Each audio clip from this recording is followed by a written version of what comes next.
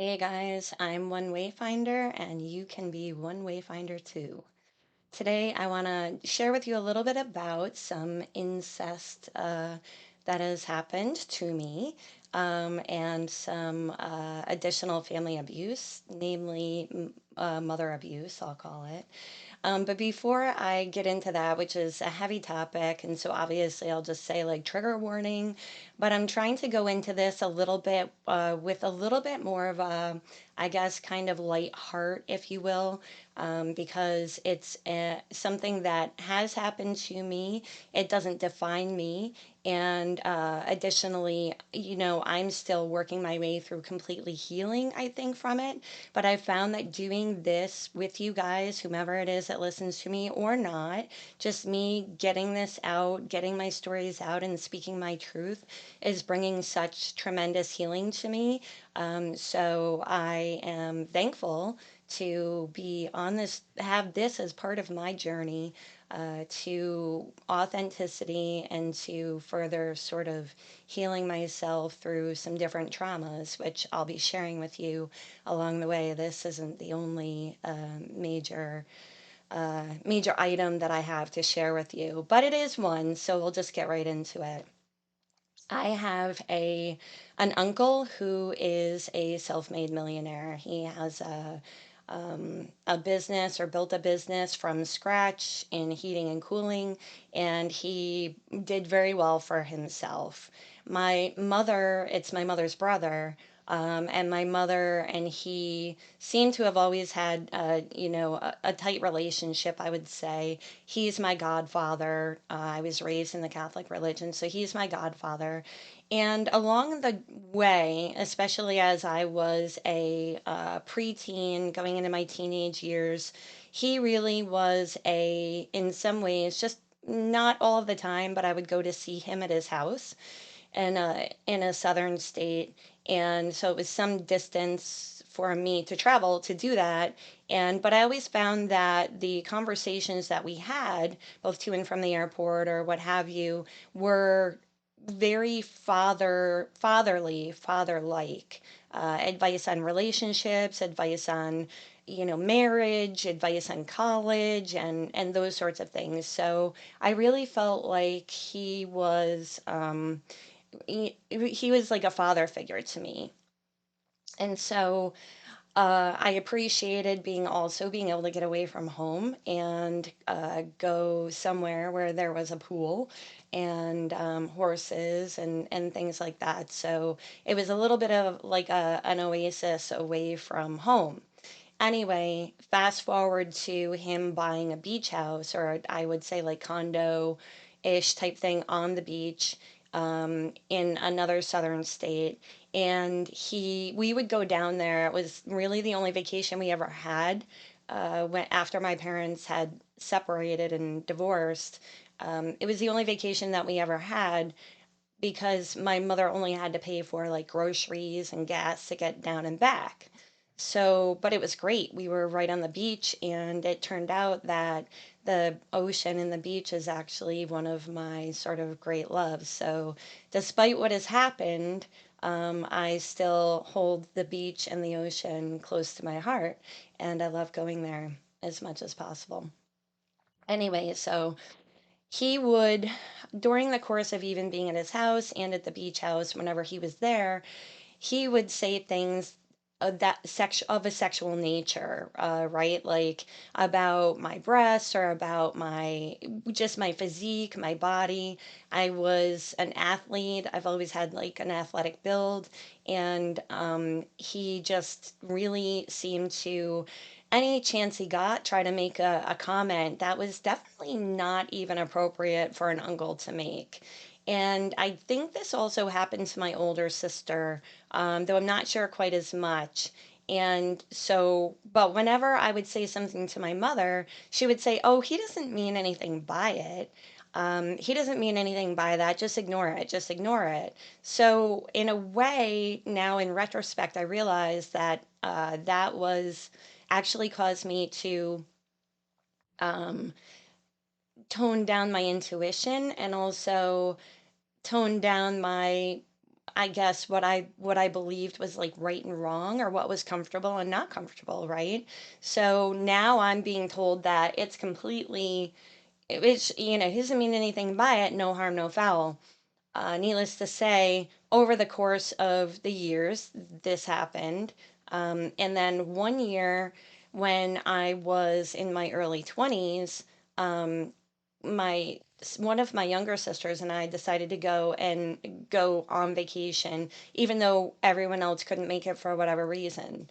So this happened to be, and what I'll say is, in retrospect, too, a lot of that was grooming for whatever would be maybe the right moment for him. And so he created a moment, and he found a moment. He decided to ask me to go play golf, which I had just started playing. And uh so we were at a golf course, undisclosed. I don't know the name of it. I was in a place I have no idea where I am, and he pulled the golf cart off the beaten path. And this happened to be around the conversation that was going on at the time, was that I had one semester left in college, and that I knew that my car was dying. I can't remember if I had already had a gasket leak prior to going on vacation, but I had towed a U-Haul with my car. Long story, needless to say, I think something happened with one of the cylinders. I'm not a huge car buff. I love cars. But there was something going on with my car, and I had one semester left, and I was just asking him if he would be able to help me out to get another car, and that when I got a job, I would start to pay him back, because my parents were really in no place to be able to help me do that. And so this apparently was an in for him, or an in for him to sort of get what he wanted out of it. If I wanted something from him, then I would have to give something to him, if you will. So, without getting into the specifics, I'll just say that he pulled off the beaten path and took the opportunity to sexually assault me. And I did actually dissociate, which is like, if anybody has ever read about it or has had this happen themselves, you don't totally know when something is happening, when something's going to happen to you. I feel like people who have never had anything happen go, well, like, why didn't you run, or why didn't you? But the issue is, especially with people that you trust, that you really don't, there's no way to kind of compute that something is happening. So I think it's a mechanism, not a psychologist or anything, but I think the dissociation piece is a mechanism for you to be able to handle what is happening in that moment, um, and not sort of kind of lose your mind, if you will, because it's so traumatizing. Needless to say, that, um, you know, fast forward, like, that's done. We get back to the beach house, and I was physically ill, like, ill. I think from the trauma, I don't even know if that's normal. Just nauseous, throwing up, and trying to regain myself, which I think it was I think it might have been later that day or the next day. I think it was later that day that I was packing up and trying to get everything so that my sister and I could get out of there. And my aunt was saying goodbye to me, and I felt like he was watching me to see if I would say something to her. Now, at this point, all I wanted to do was get out of there. And so fast forward to, I didn't say anything to her then. Fast forward to getting home, and now I'm in this place of, like, complete and utter, I don't know, I guess maybe like a post-traumatic sort of situation where it was really hard to, um, I was either having like super, super, super low lows, or just felt like nothing at all. I was numb. And so I sought therapy, and which was good, but I also realized at some point that I was either going to have to tell someone, tell my mother, or I probably wasn't going to make it through, to be honest, because it was so, um, you know, it was a lot. So I told my mother.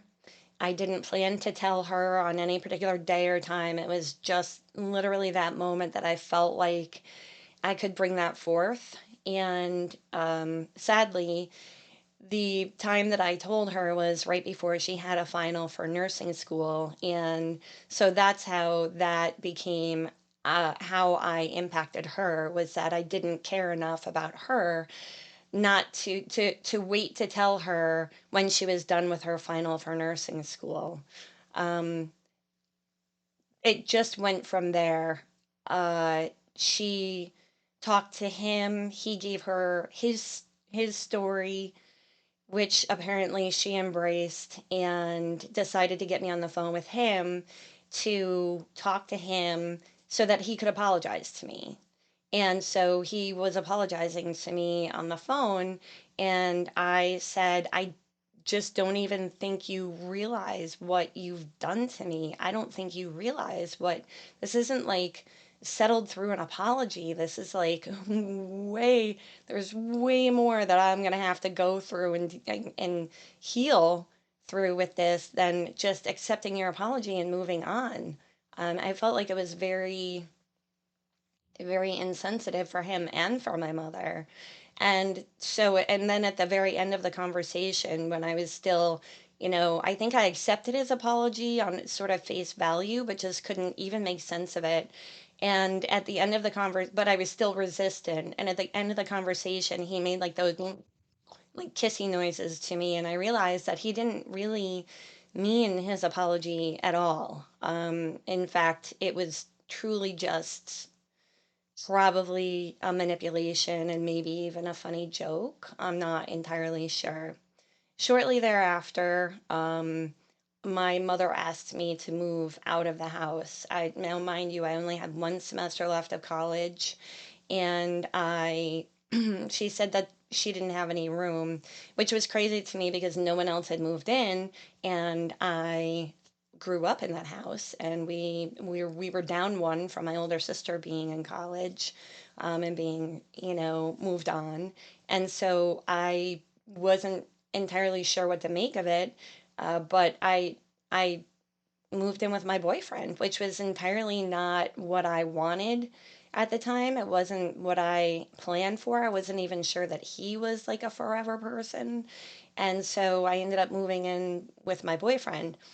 I'll talk a little bit about therapy because this is a big deal. I realize now that what happened in therapy was really super detrimental to me. I I had to find I had to ask the question, how is it my mother is behaving this way? How is she responding this way to her child telling her this? And then just how is she responding this way? And the therapist said, well, there may be skeletons in her closet that if she opens that door, that it just is will be too much for her to handle. And from my perspective, I was like, wow, I don't want my mom to, I don't want my mom to be hurt. I don't want her to, what if that were the thing that she felt like she couldn't handle like being here anymore. But what I think that did was actually created a Stockholm syndrome type thing. And so, as time went on, as the years went on, without getting into every single detail because there are so many, but if I were to say again, and I've said in other videos, when you see a trend, if when something's like a one off, okay, maybe that person didn't mean to hurt you, or they were in that moment just um, being insensitive, but maybe they'll do better next time. No, this is like, I'm not kidding you, decades and decades of this woman, giving me every excuse and reason why she still had a relationship with this man. And it turned out later, I found out that these were lies. This is a cover. She was talking to him all the time. It wasn't just she was talking to him because her mother was sick, or she was talking to him because her sister was sick. She was talking to him all of the time. Later I came to find out through a conversation with her what actually happened, right? Which was like his story in her mind was the truth.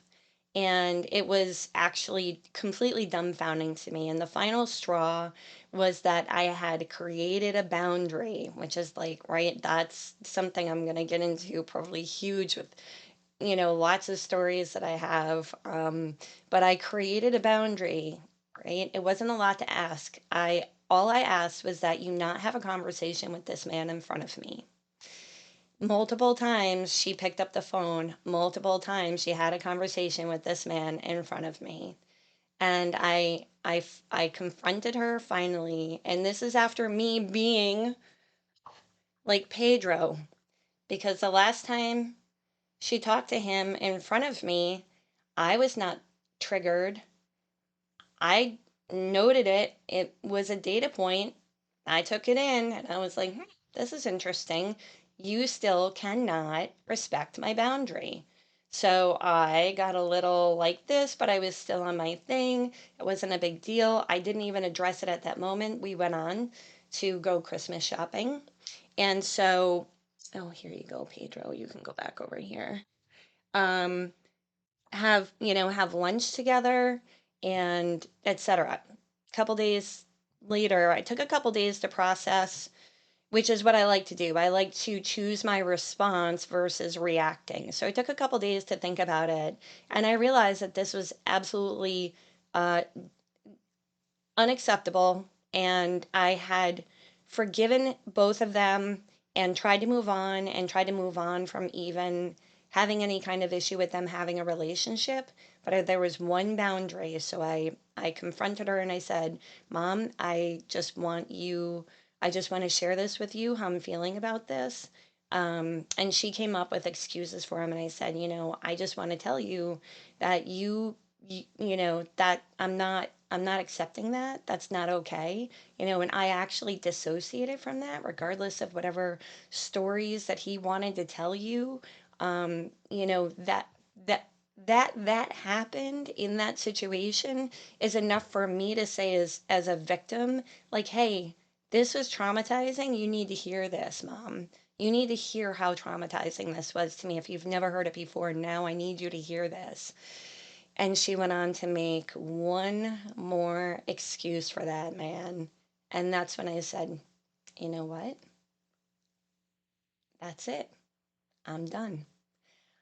When I want to have my peace blown up, I'll reach out to you. And until then, don't reach out to me. You won't hear from me. I don't want to hear from you. If there's a day that I want to not be in a peaceful place, I'll reopen that door. I shut the door. She's since texted me and tried to reach out. And I have zero interest, because what I've come to find out and figure out is that sometimes your family are not actually, they're not your people. They're not, my mother's not my person, and my mother has never been my person. And I will share more stories that will probably make your skin crawl, actually. My mother has never been my person, and finally I was able to, close the chapter on that. And I'm telling you, I'm happy and I'm good with it. And despite the fact that it probably goes against maybe social norms and those sorts of things, what I can say is that I have a much more peaceful heart, and I feel so much more sort of harmony within myself from creating boundaries, and then absolutely uh, just not having relationships with people who cannot respect my boundaries. And so, if there's anyone listening to this story, I hope this was light enough for you to not get triggered if you've had something similar happen.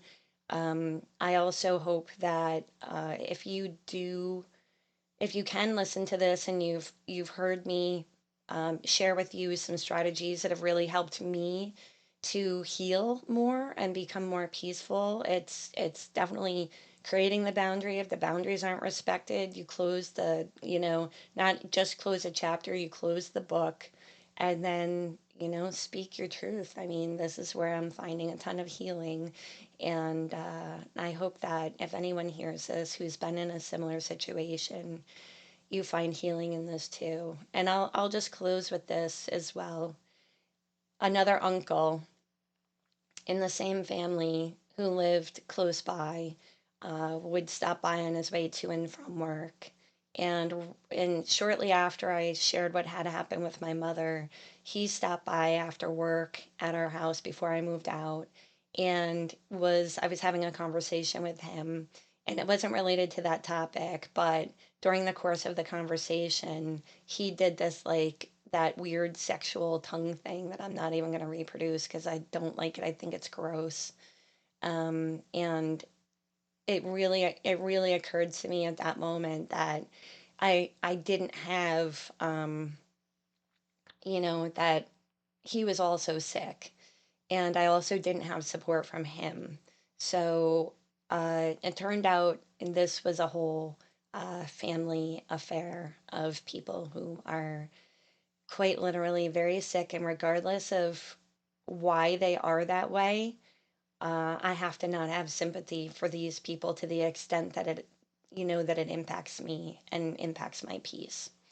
All right, that's it. I want you guys to know that I do love you, and I'm so thankful for anyone who does end up joining me and kind of listening to my journey. And I'm also hopeful that you set the intention to get on your own journey for heading towards authenticity and healing, because it's doing wonders for me. So, all right, I love you, and I'll talk to you soon.